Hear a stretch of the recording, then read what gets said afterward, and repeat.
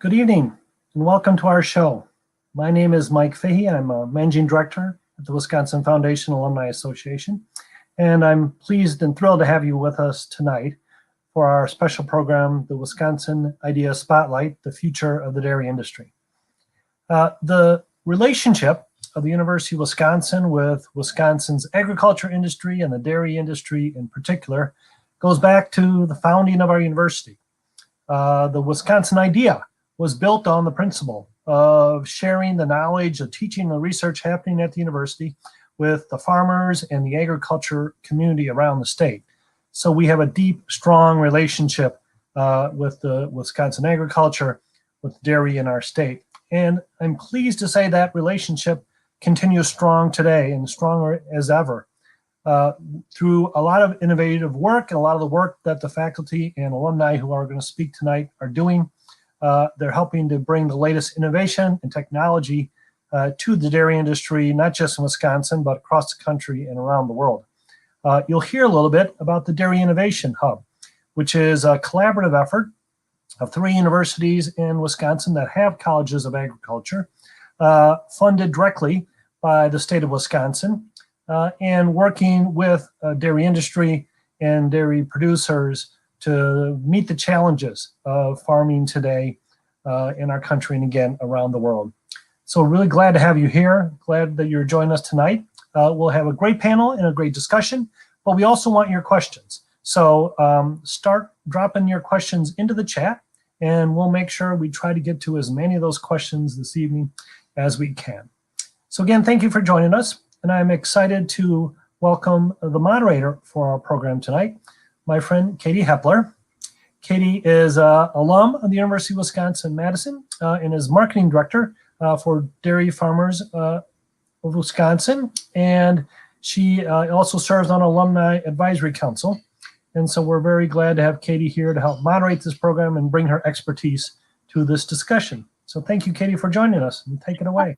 Hello, Mike. Good evening. It's great to see you. Thank you for having me. I'm really excited and honored to be a part of this program. And, you know, I just want to welcome all of my fellow alumni from Madison and any other University of Wisconsin friends that are tuning in, not only across the country, but from what I understand across the world. So thank you for listening. And obviously it's clear that dairy has a huge interest with all of our Badger friends far and wide.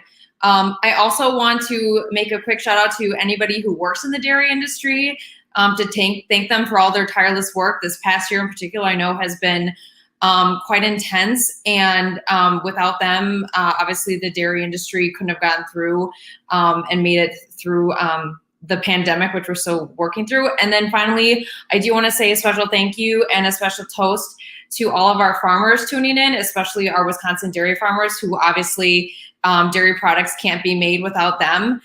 They're really the foundation of what we all love to consume, eat, drink, and whatnot. So thank you to them. And with that, I'm pleased to introduce our panel. And I am going to ask each person to just provide a brief introduction, starting with Mitch. Good evening. It's great to be here. Mitch Breunig, I'm a dairy farmer from Roxbury, Wisconsin, which is about 30 minutes from downtown Madison. And I graduated from Madison in 1992 with a degree in dairy science and got married. My wife actually graduated from Madison a year later. And this past year, our daughter just graduated. So it's pretty exciting. A lot of Badger blood running through our family. I love that. Yeah. So I have 2 other kids. One's a junior in high school and the other's in 5th grade. So hopefully my second daughter is just starting to look at universities right now, and she's got a strong Badger lean, I guess, right now, we would say. Mm-hmm. On my dairy farm, we milk about 420 cows. We have about 500 heifers, and we run about 1,000 acres of land. On our land, we grow corn, soybeans, wheat, alfalfa, and also some cover crops. The milk from our farm goes to Grande cheese, and it's made into yummy Italian-style cheeses that end up sort of around the world. But really, the focus of their company is a lot of our cheese ends up in the East Coast in pizzerias that are out in that area. And then I'm also currently the chairman of the Dairy Innovation Hub that Mike talked about, and I serve as the chairman of the advisory council. That's great. So any of my Big Apple Badger friends out there, you know you're going to be eating cheese from Mitch's farm when you're having pizza from your local pizzeria. Great. Thank you, Mitch. Next, I'd like to have Mark introduce himself. Well, good morning or good evening, Katie and Mitch. I'm happy to be here. I am Mark Stephenson. I'm the Director of Dairy Policy Analysis at the University of Wisconsin. Under that title, I do a great deal of work with dairy markets and dairy policy. I'm also the Director of the Center for Dairy Profitability, and there we focus more at the farm level, looking at decisions that producers make and better record keeping. And our tagline from that center is better planning, better decisions. Great. And finally, Kent. Thanks, Katie. I'm Kent Weigel. I'm chair of the Animal and Dairy Sciences Department here at UW-Madison. I'm also an alumnus in 1992, so it's getting a while ago. And my son graduated from UW 2 years ago. My daughter last spring in the COVID graduation, and she's in grad school here now. So lots of Badger paraphernalia, memorabilia in our family as well. And what else can I say? As my day job as a researcher, or my other job as a researcher, is in genetics. So working on things like genomic selection of dairy cattle, feed efficiency, which just became available to U.S. dairy farmers. Before that, health traits, genetic evaluations for early postpartum health traits, and a variety of other things. And just a very little bit about our department. So we merged with animal sciences in July, which was also an interesting thing to do in the middle of the pandemic. So, and we've hired a number of new faculty and staff, some of whom have never met each other in person over the past year. But we have 27 faculty members, about 60 graduate students, another 70 or 80 staff, about 250 undergrads. And also we have about 1,100 cows on 4 sites. So campus, Arlington and Marshfield, and also Prairie du Sac with the Dairy Forage Research Center, and of course all the young stock as well. So thank you. Thank you. Thank you, gentlemen. All right, well, we're going to go right in. And I don't think it's going to be a surprise that it's related to the topic of the year, which is COVID. You know, I think all of the folks that are tuning in probably have thought about, read about, in some way, shape, or form, talked about on their daily life about how COVID has affected their lives, their industries, you know, whatever personal topics might be relevant to them. But I think it's important that we address how COVID has affected the dairy industry. And, you know, I think, you know, first and foremost, let's talk about at the farm, because, again, like I said, that's where the product comes from. And, you know, Mitch, perhaps you could kick us off and tell us what happened, if anything, at the farm level when COVID hit a year ago. Well, when it first hit, you know, as it was developing story, you know, the first thing we were worried about is, you know, keeping our employees safe, keeping our people, you know, on the job. Everybody can work, because, you know, dairy's a 24-hour, 365, 7-day-a-week, you know, job. And if people are getting sick from COVID, we're not going to be able to, you know, we'll be understaffed and everything else. And our guys did a great job. We just, you know, I kind of laugh. It seems like dairy's the ultimate socially distanced job anyway, because, you know, even if you're in the parlor, you're 6 feet apart, and we use a lot of sanitizer, and we do all that kind of stuff. Like, we've always been doing that. So it kind of just fit really well together. But as the story developed, and places started to shut down, and as we said in the introduction, you know, the East Coast was kind of the first place to start shutting down. Overnight, our milk market was lost, and our company was, you know, basically the orders were canceled, and they had no outlet for our milk. And we got the phone call that you need to cut back on your milk production 20%, and it was, you have 7 days to figure it out. Mm-hmm. And it was just, you know, a huge shock to our system, because what do you do? And we ended up dumping milk, and it was the first time in my life as a farmer we've ever had to dump milk. And it was, you know, it was a horrible horrible week when we were dumping milk, but all of a sudden things kind of pivoted and they changed their processing and started to make a different product. And literally in 60 days, everything was sort of turning around. Mm-hmm. We actually, as another business on our farm, we have we concentrate on genetics. We have a really good herd of cows that are sort of sought after by other people. Even in the pandemic, when we had to cut back on milk, there were other farmers that their processors didn't have to cut back, and we were actually able to relocate some of our cows to some other farms, and that worked out really good and got us down to our production cutback. And actually, it was ended up being okay. We figured out how to get there, but every day it was just, holy cow, what are we gonna do tomorrow?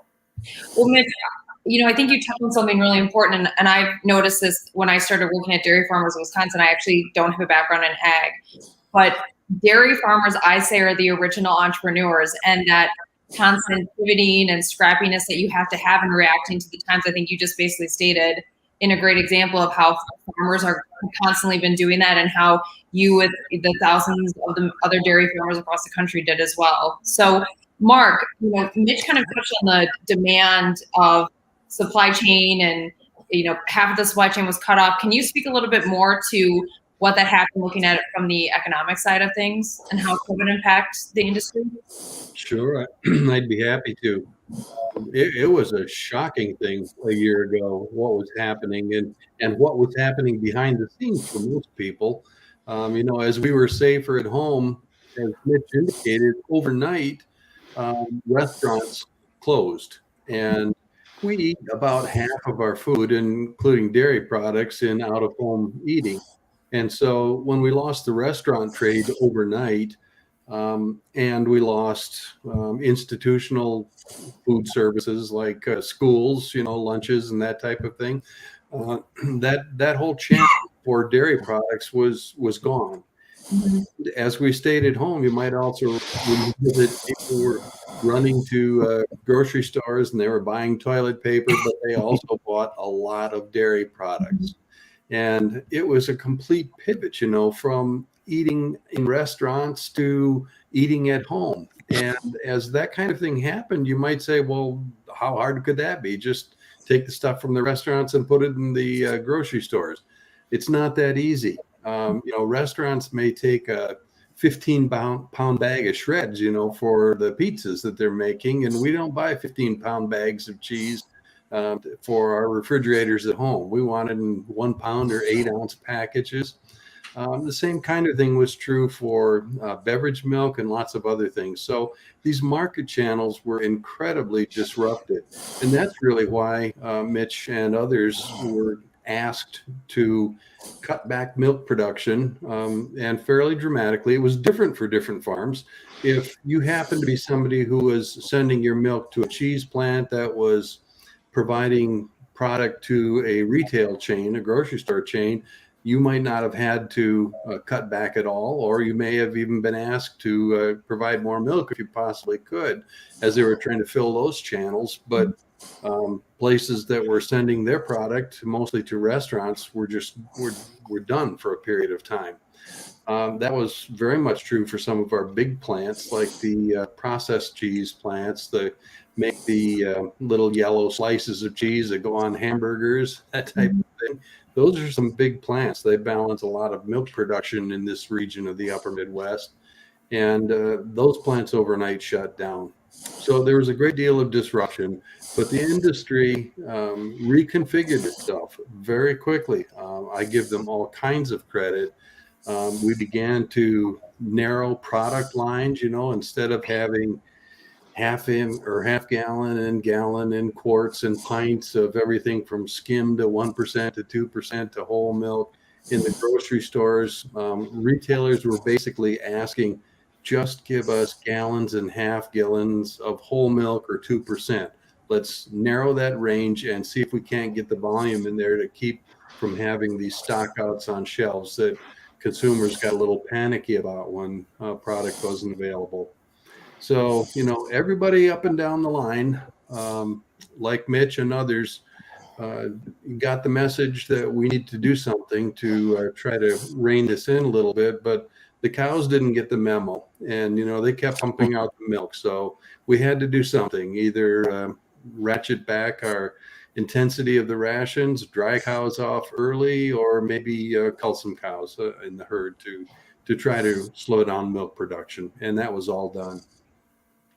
Yeah, well, before we go to Kent, I do want to build on what you said, Mark, because to give the folks listening in, for Wisconsin, 90% of the milk produced in our state goes into making cheese. So and 90% of that cheese is sold outside of our state's borders. So, if we think about, like you said, where cheese is going, pizzas, burgers, sandwiches, anything from a food service side, like that was massive. That is massive for Wisconsin. And for all our dairy farmers and our cheesemakers. So, absolutely. And I think, again, the Herculean effort that the industry did collectively to problem solve and pivot as quickly as possible to keep the livelihood of all was really quite remarkable. Kent, from your end, from the research side, what you see with the Innovation Hub, how did COVID change or not change what you saw? Yeah, I think maybe we'll go into a little more details of the Innovation Hub later, but I can just talk about COVID here at the university. And I want to say, I don't remember the exact date, but we had a live event a year ago, and it must have been maybe 2-3 weeks in advance of the shutdown, because I remember a few people, sort of fist bumping instead of shaking hands, that night, based on what was going on in other parts of the country. And I don't think any of us imagined what life would be like a month later, but we at the university, got the same message from the processor: cut back on supply. We also, in the span of a couple of days, lost our entire student labor force. They were sent home. And so we closed on a couple of days' notice the campus dairy cattle center.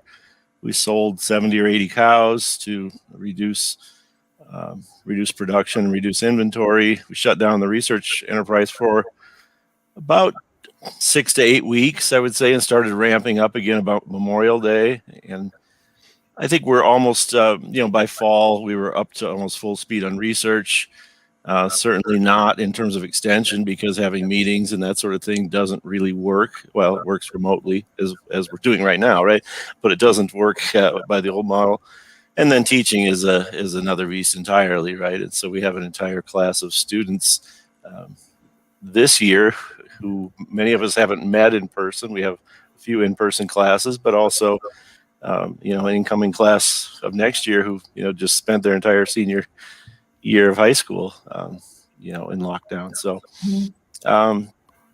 very interesting times. I'm here on campus right now, and it's quieter now than it is typically at Christmas break or in the summer. It's not, Chernobyl-like as it was a year ago, but it's quiet. I could go sit in the street for a while without having to worry about getting hit by a car. So, interesting times. Yeah, absolutely. Well, so I think let's go on to the next topic. So obviously, we've gotten through, or we seem to be hopefully learning and moving out of COVID and the pandemic. But one thing that's for certain is the University of Wisconsin and the Wisconsin dairy industry has been at the forefront of innovation.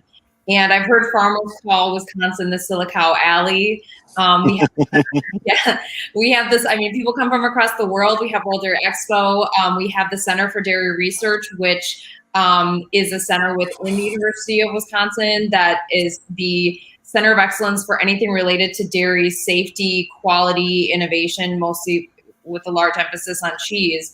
But Kent, this Dairy Innovation Hub is something that got announced in 2019. I think, the collaborative effort and what's happening there is quite remarkable. So I think perhaps we could start there, and you could talk a little bit about some of the recent innovations that are being worked on and that, are expected to or are coming out of that collective effort. Sure, Katie. Yeah, we started discussions probably about 3 years ago, Mitch, I think, on Dairy Innovation Hub. And started with PDPW leadership. It grew from there to involve multiple industry groups and multiple campuses. It aligned with the Dairy Task Force that Mark was very integrally involved in. And we decided to go broad looking at dairy, not dairy science, but dairy broadly. And what I mean by that are the sort of 4 bucket areas. Stewarding our land and water resources is one of those. Mm-hmm. Human health and nutrition is another one. Why are we doing this in the first place? Mm-hmm. Food for people, right? And so we have to have a big presence there.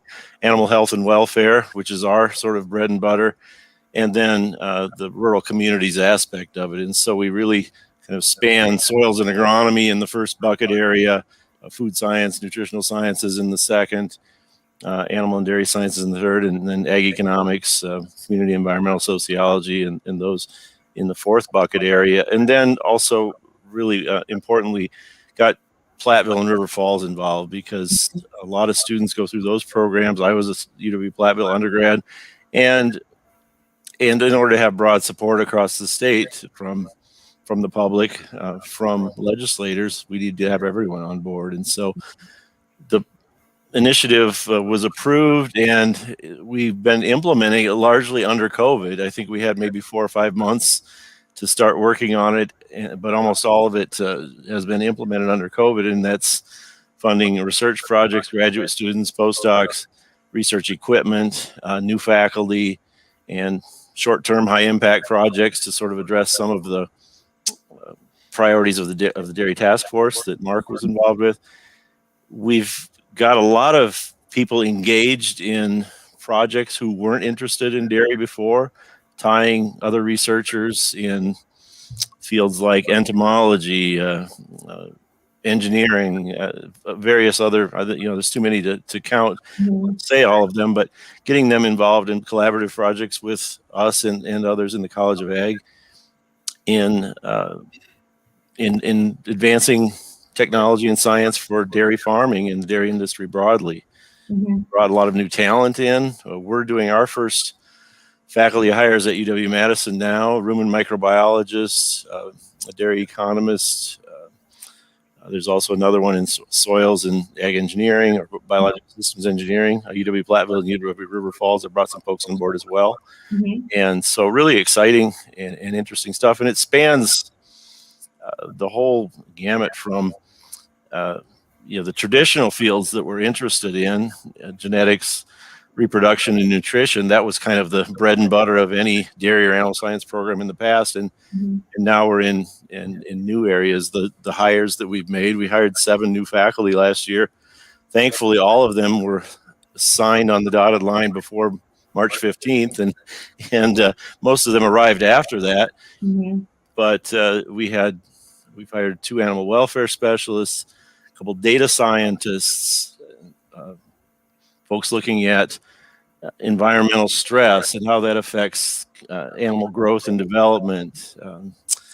Other fields, genomics, we hired someone there. We hired people in animal biologics. So how do you extract extra value from the byproducts of animal agriculture for medicine and other purposes? And then the microbiome studies. So how do the microbes in our bodies or in the rumen of a cow affect everything from greenhouse gas emissions to feed efficiency, product quality, all of those sorts of things. So really just all kinds of new areas and exciting things that we were not focused on in the past. Yeah, I mean, I just like what you touched on is what I think is so remarkable at the dairy industry is that it's not just like you milk the cow and the milk goes away. There's so much more to that picture. And I think the average person like myself had no idea all the components that farmers need to think about and all the various folks that work and touch a dairy farm and touch that final product of milk or cheese or butter, or whatever you're consuming. So there's just so much to think about. And, a couple quick things before we move, just for those listening in. PDPW is Professional Dairy Producers of Wisconsin. They are one of the many organizations across the state of Wisconsin that support and advocate and help bring farmers together and bring the industry together. Just to make sure everyone was aware of that, the acronym standpoint.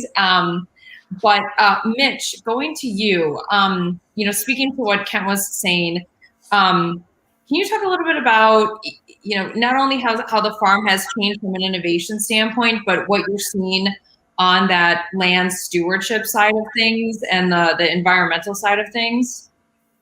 Yep. So, there's, as we've learned about soil health and, how growing our crops and, recycling our manure as fertilizer, all those things, we're learning every day how to do that better. And, using cover crops helps keep the soil in place. So when we have weather like we have right now, those cover crops are in place. It's keeping the soil on the land and keeping the soil healthy so that it's able to grow another crop. And it allows us to, preserve that soil for the next generation or the next farmer that's going to use that land. It also allows us to sequester carbon and do all these other things that, when I was a student, we never even talked about carbon, and so it's the technology is catching up to where, the farms are running and finding out all the things, that we've no-tilled in our farm for, since I can remember. My dad bought a no-till planter when I was 10 years old, and we've no-tilled ever since. Mm-hmm. And so now you understand just how good a thing that is, because no-till is really good. And yet, as you look across the landscape. Can you explain to everybody what no-till means? Because I remember when I joined the industry, I was like Googling what no-till was when I was on a farm tour, because I didn't know what it meant. Yeah, so no-till is, like the traditional way to grow corn would be to take a plow out and turn the soil over, mm-hmm. and then, kind of mix everything up and then level it off with another pass. And then, so you might have to go across that field 3 times before you plant it. Mm-hmm. When we no-till, we hook up the planter and we drive out to the field with our seeds and we plant the field. So we're not disturbing the soil. So we're not getting soil to run off the fields. And we're able to just till that little spot where we're putting the seed in, kind of like when you're making your garden rows. Mm-hmm. And the planters and the tractors have gotten bigger, and that equipment is all just getting better every day. Now we have GPS, so we know, like, if we put fertilizer in this row, that's where we're going to put the seed, and it all just works together. And do you have any sort of like GPS or drones or anything on your farm that you use from a technology standpoint? Yeah, our planting tractors all have GPS, and actually, I don't own a combine. I pay someone to a custom harvester to help us do our combining. Mm-hmm. He has GPS on his planter or on his combine. Mm-hmm. And so I take the data off of that, and it tells me, down to the row, what the yield was of that row. My agronomist, who helps us manage our fertilizers and, get our crop from planting it to harvest, he has a drone, and they'll take that drone, fly it over the field, and they're able to look at the for lack of a better word, the greenness of the field, and maybe find a spot in the field that has a health problem or something's wrong with it. And they're able to do this, this sort of almost an x-ray of the field with a drone. And it's just amazing technology. Got it. Yeah. I mean, I agree with you. Mark, from your vantage point, as probably one of the foremost authorities on dairy economics and policy, what do you feel is the competitive advantage or the value add for the innovation hub, not only with the current state of the Wisconsin dairy industry, but ensuring the strong future of the dairy industry for Wisconsin? Oh, there are a lot of ways in which the Dairy Hub is going to be addressing that. One of the ways that Mitch talked about there was just adopting new technologies on farms. And the dairy industry has been great at doing that for the last 100 years or more. But that's dependent on having an unending stream of new technologies coming to them. And that's a lot about what the Dairy Hub is all about. Let's keep some new management practices, new technologies, new seeds, new crops, new genetics and animals, all being there for the dairy industry to continue to find greater and greater efficiencies. And that's a good deal about what the Dairy Hub is doing. Mm-hmm. What about from the product side? I know we talked about, and this might even touch on some other elements, but from that product innovation side, as you're seeing it both from the industry, but then how it's being received on the retail or the food service side. Can you speak a little bit to how Wisconsin is really touching and even leading in that standpoint? Sure. Wisconsin produces a lot of specialty cheeses, not just commodity cheeses, but specialty cheeses. And those have been a major growth category for consumer demand over the last decade or more than a decade, couple decades. That's been a very good thing. So Wisconsin's had the opportunity with some of our smaller plants and even the larger ones to be able to produce products that are more unique in character and desirable. But we've also found that there's a big opportunity to be looking at and considering more in the way of exporting dairy products, not just out of the state of Wisconsin, but out of the country to other countries that don't produce as much dairy product and would like to have more of that. That's been a challenge for some of these smaller to mid-size cheese makers, as a good example. Maybe you can't fill a container with cheese easily and get that on a container ship to be exported. And so we're looking at ways in which, through the Dairy Hub, we might be able to help facilitate that and be able to move more of the dairy product to customers overseas. So a lot of new ideas and new innovation that's coming down the pike. But we also are looking at products and trying to better understand the customer. So from the standpoint of export, I'll give you one example that I thought was really quite unique. We produce a fair amount of mozzarella. Mitch is sending his milk to have some of that produced into mozzarella. And we've been trying to sell more of that overseas. And we haven't been as successful as some of the countries that compete against the United States, like the European Union or like New Zealand. Mm-hmm. And it was difficult because we were meeting them with prices, but they just weren't receiving the product. And when we got into actually ask about that, come to find out that they were not used to the white mozzarella cheese that was made here in the United States and put on our products. They had a cheese that had a little bit of color, a little bit of yellow in tone, and maybe it's stretched differently or browned differently. Well, we have to understand what the customer wants. It's easy enough for us to tweak these cheeses and products to make something that consumers in other countries are used to. When we did that, sales began to pick up. So there's a lot of innovation that can take place from the university here and help with product all the way through.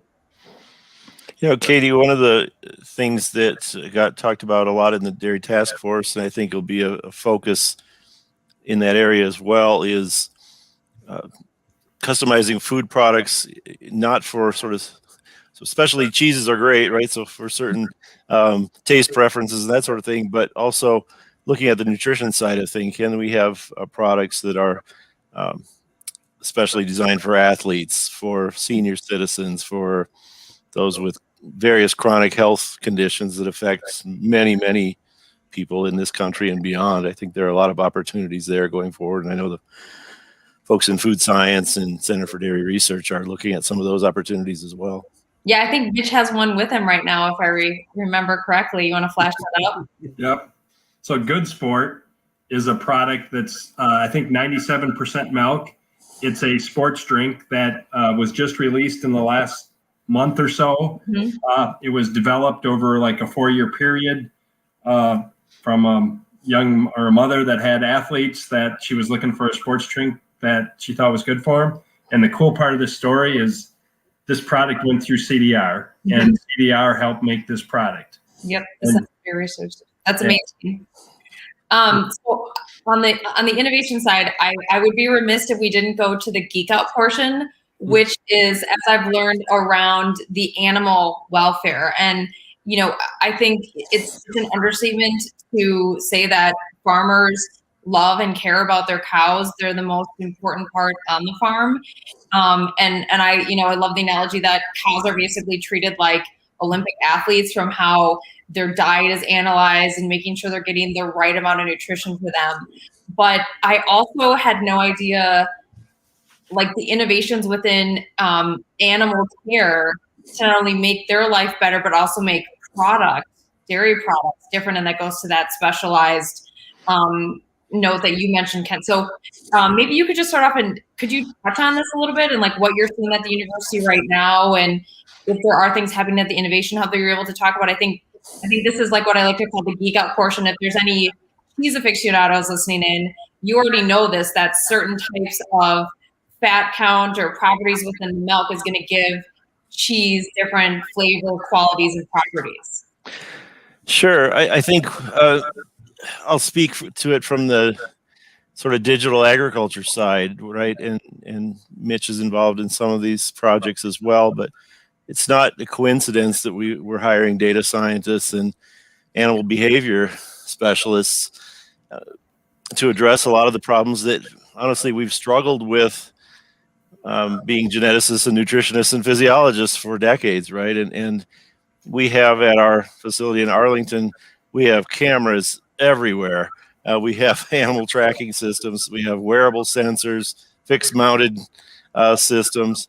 And I think honestly, one of the most interesting or the promising is the computer vision, which is having cameras like you have in your Xbox, the 3D cameras that can look at the animal body shape, body composition. You can tell through millions and millions of pictures taken every second how the body composition of that animal is changing, right? Is she losing weight from one day to the next? Is the calf growing at the rate that we would expect? Is the animal not eating as much as she did yesterday and the day before? All of these behavioral changes we can pick up through sensors and cameras and detect disease earlier and early enough that we can do something about it, right? So not wait until it's time to treat the illness because we see it visibly, or time for a surgery or something like that, but try to do a prevention and above. Or if we do things like change the ration that we feed the cow, you can see then what happens in terms of feeding behavior, in terms of lying behavior, all of those sorts of things. And then, of course, not to mention the data that we get from the milking parlors. So we're compiling data at an astonishing rate here on these animals. Mm-hmm. Yeah, I wonder what it would be like if we had cameras like that in our homes. Yeah, it's like the reality shows, which honestly I can't stand to watch them because I don't think it's actual reality. But these cows are like on an episode of MTV Cribs every day, every hour of their life are being watched, right? And but for their benefit, right? At least we believe that to be the case, right? I don't think we're yes, we are infringing on their privacy, but Mitch, you want to add anything to this before it goes off the rails? Yeah. So in our in our farm we have, I call them Fitbits for cows, and so every one of our cows has a collar that measures her activity, so how many steps she takes in a day, and then it also measures her rumination. So, and the rumination part, that technology has gotten better and better as they've gone to like second and third generation of these collars. Mm-hmm. And, we've had this spring when you went from, 20 below zero to 70 within like a 10-day period. We're really good at controlling our environment, but that's even hard for us because if you think about a cow and its winter coat, and all of a sudden now today she should like have a buzz cut, right? And we had a couple cows that got a little bit of pneumonia. It was really interesting because the sensor was about a day ahead of me picking it up, and you're like, this cow is her rumination's just off a little bit. Wow, she has 103 temperature, and we're able to treat her, get her back, and she doesn't miss a beat. And it's those kinds of things that just allow that, us to just be better at what we do. These engineers and computer scientists are really clever, right? So we have, for example, two of these rumination systems, one that Mitch talks about that is a collar on the neck, which you sort of makes sense, right? The cow regurgitates and chews her cud. But another is mounted on the ear, and you would say, what does the ear have to do with rumination? Well, when she's chewing her cud, her head is moving, and her head is moving at a certain pace and her ears moving at that certain pace, and you can detect or measure rumination activity in her gut with 99 point something % accuracy by measuring the frequency at which her ear is bobbing. Mhm. You know, it strikes me that there's an awful lot of technology that's taking the place of what my wife does for me. She keeps an eye on me, and she's making Tell you sure what to wear, you mean? not to cut back on the ration a little bit. Oh, okay. So I'm going to bring us into our last portion of the discussion. Then we're going to be going to Q&A. And this is more about, the economy and really the impact of the dairy industry in the state of Wisconsin. So for those tuning in, some fun facts. The dairy industry generates $45.6 billion in economic impact for the state of Wisconsin. Over 150,000 residents are employed by the dairy industry, whether that's on farm, researching, all the way to processing plants. It actually contributes $1.26 billion in taxes across the state and locally. So kind of with that picture painted, and understanding the fact that dairy is part of the DNA of the state of Wisconsin. Mark, what from your viewpoint and seeing just that overall look, can you kind of just address on where we are with milk prices, potentially with just the makeup in the state of Wisconsin from the rural urban standpoint and processing to farm side of things? Well, sure. And, since we've kind of had a pandemic theme here to our discussion tonight, boy, last April and May, milk prices just collapsed when demand collapsed. Mm-hmm. And we had the lowest milk prices that we'd seen since 2006. And then very shortly after that time period, our cheese prices had dropped so low that we became very interesting to overseas buyers, and because there was more than competitive pricing. We sold a lot of product, and overnight, our prices began to move up very rapidly. In fact, they hit all-time highs again in 2020 for a brief period of time. So we've had a great deal of ups and downs. I think what everybody would like is if things can just kind of calm down for a little bit and we hit a price that's livable and kind of stay in that more steady range for a period of time. Mm-hmm. The prices themselves have been okay, but you've got to remember that we've been through almost 6 years now of relatively poor prices. Mm-hmm. And it's taken a real toll on dairy farms. In 2019, we lost farms at an unprecedented pace here in the state of Wisconsin. That slowed down some last year with the better milk prices and also some direct payments through the coronavirus food assistance programs. But that said, every time we lose these dairy farmers, we're not just losing the farm. We're also endangering some of the businesses in these smaller rural communities because those farms do a lot of economic activity there, buying in the hardware stores and selling milk perhaps locally and, purchasing a lot of things. So we do see schools that close or maybe need to consolidate with the school next door, or you lose something like the medical clinic that had been in the area and it may be quite a distance to, your next reasonable health care. We have to worry about the communities as well as just the farms. Yeah. So Mitch, you live in a rural community and you have a direct impact. Can you speak a little bit more to what you're seeing and building on what Mark said, and maybe even just talk about, all the different folks that you touch within your community on a daily or weekly basis? Yeah. So, we buy feed from the feed mill. We have someone who hauls our milk for us. We have a veterinarian who provides us services at the farm. We have a nutritionist who comes to our farm and helps us do our ration. We have an equipment company that helps, make sure our milking equipment runs. We buy seed, we buy fertilizer. And I think the thing that's really interesting about that is if I drew a if I kind of looked at all those things that I spend money on, I would say very easily about 90% of those dollars are spent within a 30-mile radius of my farm. Mhm. And so there's, all the people that work for those businesses, I feel like I support. I always kind of laugh.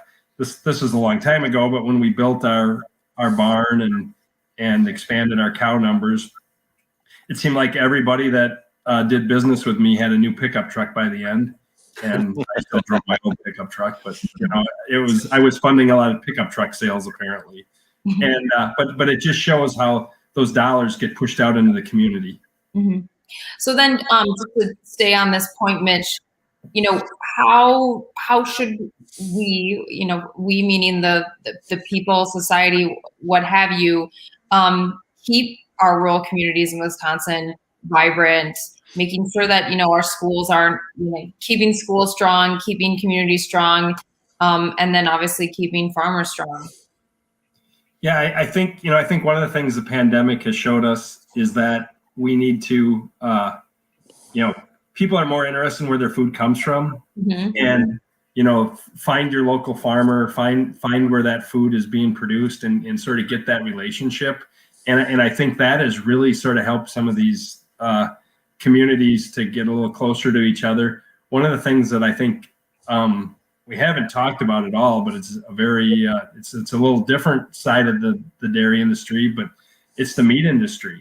And right now, the meat industry, all the local butchers that process steers and cows,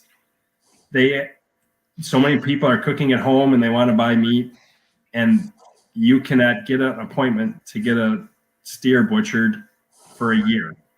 They're sold out for a year for space, and that's just crazy because you used to be able to, like in a month you could make an appointment and be able to go. Mm-hmm. So I got to add one more place that we spend money. My wife works for John Deere Financial, and so we also spend money at John Deere. So I got to make sure I plug that. Got to go there. And from your perspective, from the university side, and even just the collaborative efforts that you've seen across the university system, how does the economy and how does this, macro look within the state of Wisconsin affect what you're trying to do from an innovation and advancement standpoint?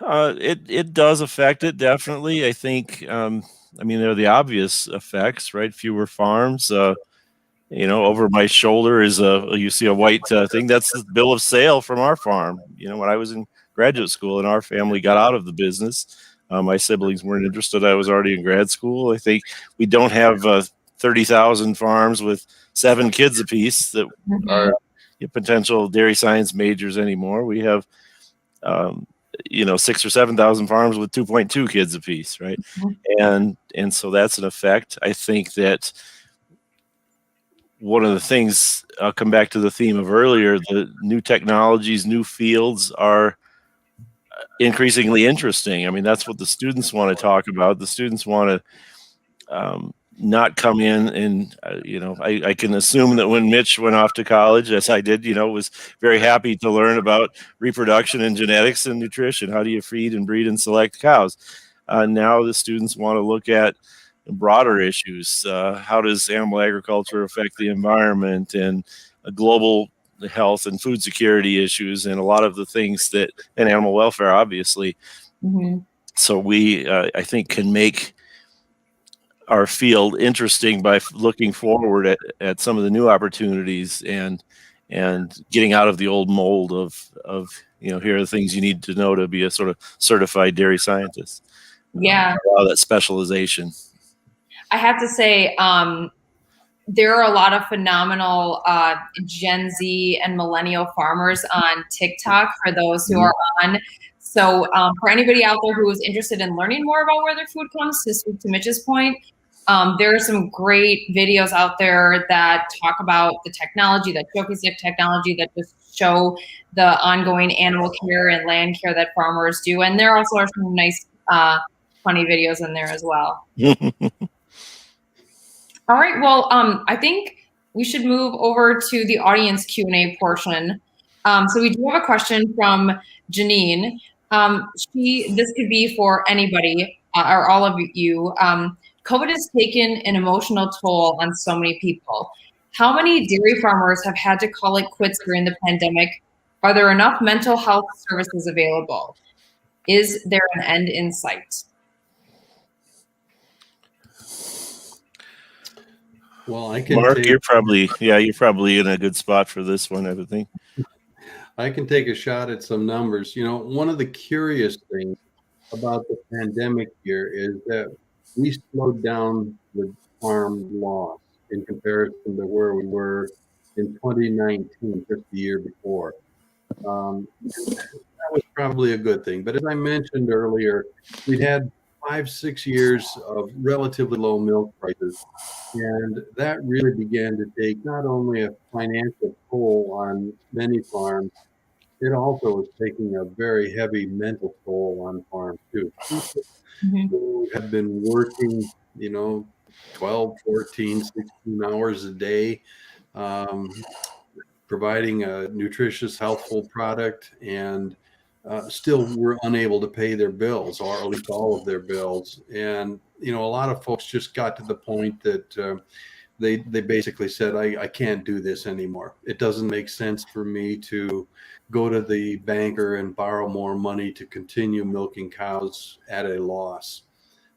So in 2019, we had an unusually high loss of people, of dairy farms. And part of the reason that I think 2020 had a lower loss was that 2019 had bled a lot of those folks out that were at that brittle edge to begin with. And I also mentioned earlier that we had some additional payments that came to dairy farms during this COVID year.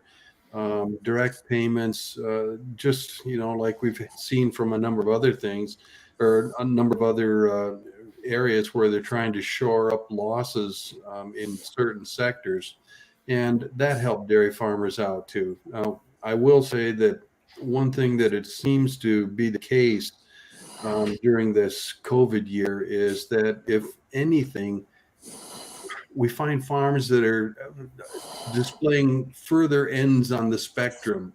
Some farms that are getting through this okay, even better than normal, than you might have expected, and others who are struggling. And it can be because, well, maybe you lost part of your market for a period of time and were unable to sell that milk and had to cull cows, and you were having a hard time recovering cow numbers. For whatever reasons, some folks are having a struggling, difficult time. So we have continued to lose farm, but the pace is slower than it was last year. I know from a mental health service standpoint, I don't know, Mitch or Kent, if you have anything to comment, there are services through the Wisconsin Department of Ag, Consumer Trade and Protection, the Farm Wisconsin Center. So that has, played an important role. And Mitch, I know there are other farmer support groups in local communities as well. Yeah, I know in our area, we actually had a farmer suicide from someone who sold their cows, and it was just really hard on their family. And one of the neighbors, just took that up and brought together a meeting with farmers. They got together, and it's really grown into a really great support group that they're doing. And I know that's grown to other places. One of the things that we found is farmers are sort of their own support network. And, if something's happening on my farm, there's a chance maybe it happened on somebody else's farm too. And, one of my friends gave me this during the COVID thing, and it was really a gift. It was, he just, looked through his phone every day and picked out one person that he thought maybe would need a phone call, and just called them up, and you just had to say, how's it going? And, it kind of filled your cup up and made you feel better. And I know that helped me get through the pandemic, just by making those phone calls and getting a couple of those myself. I mean, I feel like if only all of us could follow that lesson, we'd probably be helping our friends out as well. So we have a question from Jerry. Jerry's asking, how is climate change affecting the dairy industry now and in the future? I can start. I mean, I think a lot of the work that is being done here relates a bit to Mitch's comment earlier about no-till and trips across the field. You know, can we look at alternative cropping strategies or alternative feedstuffs that maybe don't rely on weather patterns being as predictable as they were in the past? And you know, it's not every year we're going to get a nice sunny, dry month in November and December to harvest the crops. It might be another year where we're pulling the tractors out of the field with bulldozers because we're stuck, right? Or during the summer, same issues, and I think that's where a lot of the work is going to be, at least in the short term. I don't know, Mitch or Mark, if you want to add on to that. I think it's twofold. I think financially, it's in our best interest to make less trips across the field, because the more it costs us to grow our crops, that raises our cost of production, and then we're not profitable, and then we can't stay in business. And then, we're able to do, can we, not work the soil? Are we able to capture carbon? Can we have healthier soils that actually, allow us to do, to get better yields? And another thing that is different, I would say, from 20 years ago is, we used to get a 1/2-inch rain. Now we get a 4-inch rain. And if you have a field that hasn't been worked, that has really good soil health, you'll get water infiltration as opposed to the water running off the field and taking the soil and the nutrients with it. And Mitch, when you first started, when you were a youngster, when you came out of UW, compared to today, are your cows giving maybe twice as much milk per cow as they did back then? I bet they are, or close to it. About that, yeah. Yeah, I'd say maybe 50% more. So, but I actually was looking through something the other day. I was on a cleaning binge, and we were looking through some old paperwork, and it's kind of fun to do that and go back and sort of look at history. And when we built our freestall barn, like the 6 months prior to that, our cows were averaging 72 pounds per cow. Mm-hmm. And, now we are probably closer to 100 most days. Well, the thing that I was going to remark on, that kind of change relates to climate. And, these cows that are producing at these high levels are very much like high functioning athletes. They've got a lot more body heat to dissipate than they did when, you were an old fashioned, cow that was not producing as much milk. The cows aren't comfortable in hot, humid climates. So we are seeing dairy specializing out of some regions of the country and into others. The good news for Wisconsin is that it's a relatively cool, cow comfortable climate. Mm-hmm. And, cows can perform and achieve well in a region like this that they just can't in places like Mississippi or Louisiana, some of those kind of southern states. Mm-hmm.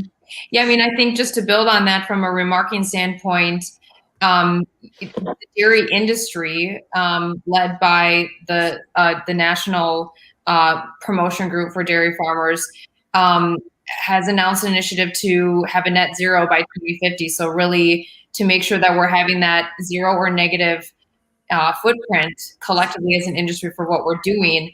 That's on top of all the advances that have already been mentioned. So looking 10 years back, farmers can produce milk with 30% less water and 20% less land. So it's, we're talking about innovation specifically in Wisconsin, but this is an industry-wide effort that dairy farmers and the dairy industry are embarking on. And I think this is a place, the Dairy Innovation Hub is going to play a huge, has a huge opportunity to fill a void. Mm-hmm. During the pandemic, what's been our favorite buzz saying? Trust the science, right? So I was wondering what you were going to say. You got to trust the science. Yes. So, but sometimes you need the science done to trust it. And so, mm-hmm. The more research and understanding of how all these systems fit together and what they do, we're all going to get to a better place to do less with more. Uh-huh. Or do more with less, I guess would be better. Yep. All right. Well, I have one question, last question We'll have to do this short because we're almost at the hour. Question from Paulo in Brazil. So one of our international listeners or alumni. How do you see this technology adoption in different scales of dairy production? And I wonder if he's speaking to, it must have been something that we had been mentioning maybe with that side of things, I'm guessing. Yeah, go ahead, Mitch. Why don't you go ahead? You can. Well, I was going to say a lot of times some of the animal stuff is fairly size neutral. Robots sort of build on a 60 cow scale. So one robot can milk 60 cows, and if you want to milk 240, you need 4 robots. And so some of that scale is pretty size neutral. Some of the environmental stuff, like manure digesters, there's like a critical mass that needs to be able to go into those. And so sometimes those tend to focus on larger dairies. However, in Dane County, we have 2 community digesters that brings together, 3 and 4 farms to share the technology and process their manure. So, I think collaboration is going to be the key.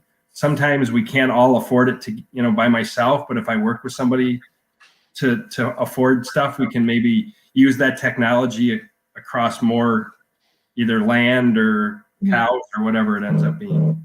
Cool. All right. So this is the last thing, round robin, 60-second response. What do you think is the most important thing the university is doing for agriculture, and how can alumni help support your work? Let's start with Kent. Oh, okay, on the spot. I think I'll maybe take a little bit different spin on it. I think the biggest thing that I see today that I didn't see even 10 years ago is the collaboration across disciplines. We don't answer questions anymore like just do a nutrition study, just physiology. It's rare now to see a project that doesn't involve at least 2 or 3 different disciplines representative: nutrition and behavior, reproduction and animal health, all linked together to get comprehensive solutions rather than sort of, increments in one area, and trying to holistically look at problems related to animal health and welfare, environmental sustainability, and these other topics. And so I think we're at a really cool place in time where we have now the technologies, the brain power, and the ability to look at a different scale than we looked in the past. And it doesn't matter. I'm not saying scale of big farm versus small farm. I think I'm saying look holistically at everything that's happening. How does it affect the communities, the farm, the people, the animals, the soil? And I think that's maybe the message I try to leave with. Amazing. Mark? Oh, you stole a very good one. I was going to say something much like that, but no, I'm going to go a little bit different direction. We've got so much data that's being generated in all kinds of industries nowadays, and the dairy industry is no different. We get data from our every milking of dairy cows. Some animals are carrying the monitors, as Mitch was talking about, just Fitbits for cows or rumen monitors, or the planting of crops, and the GPS knows exactly where that seed was planted, and so the chopper knows exactly where it needs to go to harvest the crops. There's so much data that it's almost like trying to take a sip out of a fire hose, just to monitor all of that stuff, and to be able to make good decisions with it. But we're getting better at doing that. And I think that this is going to be one of the real breakthroughs. We're collecting a lot of data now. Pretty soon we're going to be able to analyze and manage better than we ever did before, just because we can handle big data. Mitch? So I think, the place the university can help is, 10% of the cows in America are within like a 3-hour drive of Madison. So it's like this huge laboratory that's available to allow us to sort of look at that impact of agriculture and dairy in that space. And I look to the university as sort of my backstop. And if I have a question about something that's not working on my farm, I can look to them and say, this is what I'm doing. It's not working the way I want it to work. can we research it? Is somebody already looked at it? But it's the place I go for information. And I think one of the things we learned as we talked about the Dairy Innovation Hub, that's how it is around the world. People around the world look to Madison, UW, in the dairy science department and the dairy in Madison, and they look for answers. Because if you go to talk to someone in Brazil, they want to know what they did in Madison, because they're the cutting edge leading researchers around the world. Mm-hmm. Yes, absolutely. We're the Silicon Alley, just like we had stated earlier. So I know we didn't talk on the support, but I will just make a plug, because I think the easiest way for alumni and other Wisconsin friends and family to support not only what the UW is doing, but what Wisconsin's dairy industry is doing is purchasing Wisconsin cheese. And I know there's stories about people traveling and bringing it back, but actually Wisconsin cheese can be found at 98% of all grocery stores across the country. So these are two marks: the Master Cheesemaker Mark, which is a program out of the Center for Dairy Research. It's the only Master Cheesemaker program outside of Europe. You have to basically have a PhD in making one type of cheese to get this. And then the Proudly Wisconsin Cheese Mark. So that's going to help you know that it's from Wisconsin and it's made in Wisconsin. And many of those cheeses also somehow touch the university in some way, shape, or form. So you can always look for these marks. And if you have any questions, just go to wisconsincheese.com. All this information, like I said, is supported and funded by our Wisconsin dairy farmers, at least from the wisconsincheese.com. That's a website out of my organization, the Dairy Farmers of Wisconsin. Wonderful. Well, thank you all. This was a fantastic conversation, a lot of information, and we really appreciate you all taking the time to share your knowledge and your experience with our alumni and our friends across the world. And so again, thank you for your time. Thank you, Katie, for leading this. And thank you to our audience for joining us and being part of this conversation. As Katie said, go out and buy Wisconsin dairy products. That's the best thing you can do to help Mitch and all the other farmers around our state and around our country. So I will, again, thank you all for being part of this, and thank you. And I encourage you all to join us for our next Wisconsin Ideas Spotlight program, What You Don't Know About Exercise, coming up on April 9th at noon. And you can go to uwalumni.com to find out how to register for that and join us for that fascinating conversation. Maybe we'll talk a little bit about Good Sport and other dairy-based sport drinks as well.